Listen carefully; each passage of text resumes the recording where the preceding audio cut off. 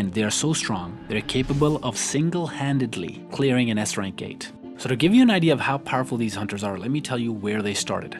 National level hunters first made their mark when 5 S-rank hunters teamed up to kill Kamish, the inextinguishable flame, the boss of the very first S-rank gate. Side note, Kamish wasn't an ordinary dragon. This monster was also known as humanity's greatest calamity because it destroyed the American West Coast and killed hundreds of top-ranking hunters. Although it's mentioned that there are 5 national level hunters, only 4 have been named so far. The 5th one hasn't been introduced or even named in the story, but whoever or whatever he was, being part of the team that took down Kamish, that means this unknown hunter is, without a doubt, very powerful.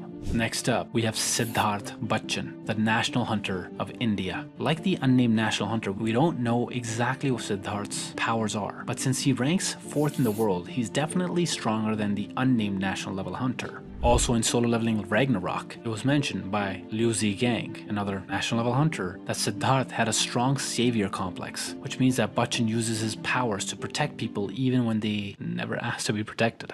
Since he's also a ruler's vessel, Siddharth could use ruler's authority to pull things closer to him. He might even use a spiritual body manifestation that can transform his body into a monster. So what exactly is a spiritual body manifestation? To answer that, let's look at the national level hunter number 3, Christopher Reed. Unlike Siddharth and Jonas, we do know what he's capable of. Besides ruler's authority, he can transform into a one-eyed monster with the power to create flames so intense that they required 1,800 firefighters and 14 of the highest ranking mages in America to extinguish them. However, we don't fully know his strength because he was killed, off-screen by the way, by 3 monarchs at the same time. Now for the national level hunter number 2, Liu Zigang, the strongest hunter in China and the strongest in Asia aside from Jinwu. Like the other national hunters, Liu is a vessel for the ruler. He was also hyped up by the Chinese Navy captain as being way stronger than Goto Ryuji. This was proven when Liu slaughtered hundreds of ants with just one strike.